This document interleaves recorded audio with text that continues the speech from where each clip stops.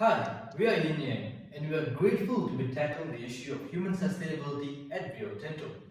My name is Senthil, and I'll be joined by Ashraf, Nobel, and Gerald in taking you through our views and suggestions on this matter.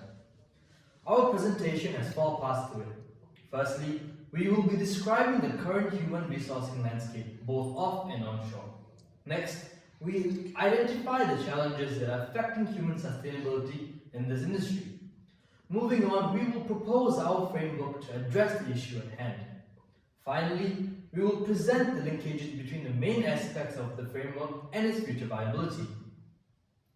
Looking at human sustainability with regards to offshore functions, the last 2 decades has seen the seafarer labour market transitioning from being supply-driven to a demand-driven one.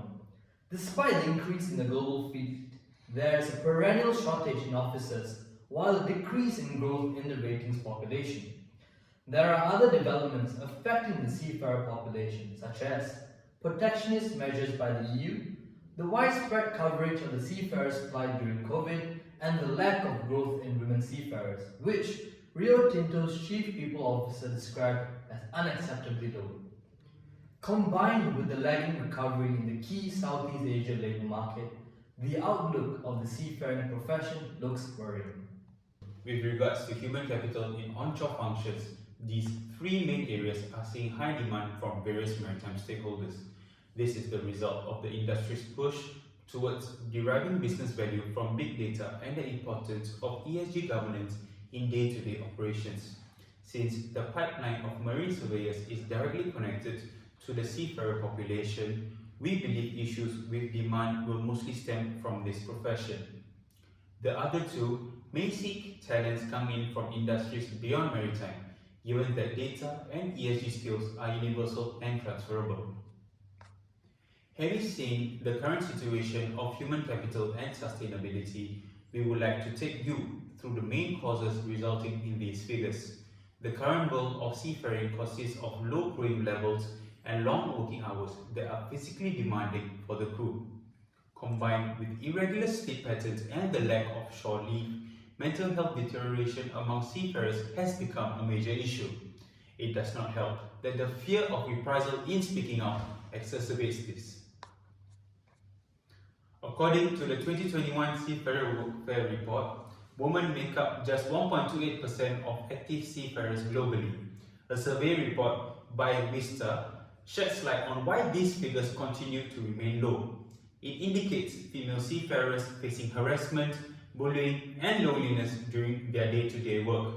The lack of support, despite reporting on their experiences with unruly male seafarers, continue to cause undue stress to these women and increase feelings of isolation. Inevitably, some leave the profession. We have seen the challenges faced by the various maritime segments and the resultant decrease in human capital in these areas. To tackle these issues, we would like to present to you our Human Sustainability Framework, which integrates 5 main areas that either attract, retain, or do both of those. So, getting right into it, we have established 2 areas that are crucial in the initial stages of attracting the next generation of maritime personnel. First, would be to reach out to aspiring individuals as early as secondary and tertiary level. This ensures that they view a career in the maritime industry as a viable option in the future. And to do that effectively, we need a paradigm shift in how we reach out to our target audience. We believe that leveraging digital solutions provide an immersive experience that mere words simply would not be able to offer. With that in mind, we propose a mobile simulation setup, such as ShipSim, to learn the basics of ship handling and giving proper orders to the helm. This will be complemented by a visit to a model of an actual ship fitted with suspensions and featuring augmented reality and virtual reality capabilities. This provides a more tangible experience of conditions at sea. Still on the topic of technology, the second aspect of attracting the next generation will be to raise awareness of the technological revolution that the industry is facing. With regulatory bodies and multinational companies moving at full speed on automating ship operations and integrating digital solutions like route optimization, It is critical to change the perception of the shipping industry as being obstinate in the technologically driven 21st century.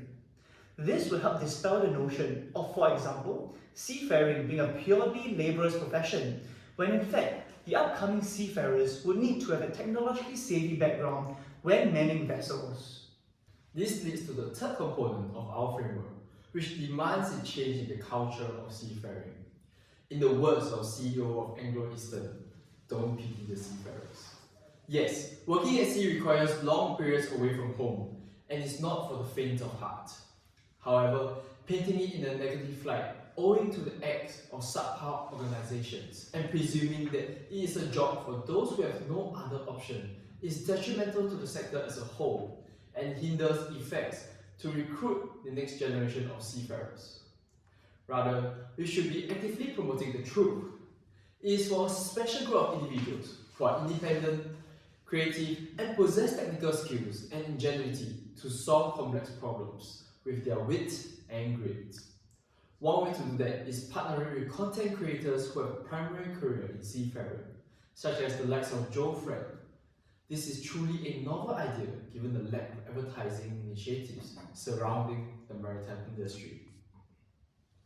We also introduced the double S initiatives.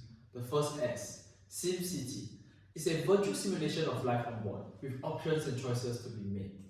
This educates seafarers of fair, safe, and just practices.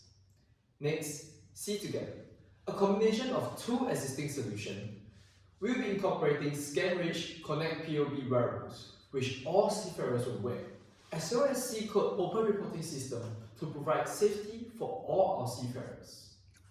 Our framework aims to tackle the challenge faced by the maritime industry, including a shortage of skilled manpower and the underrepresentation of women, by attracting individuals from all walks of life, starting with potential students as young as 14 years old, through early outreach at secondary and tertiary levels.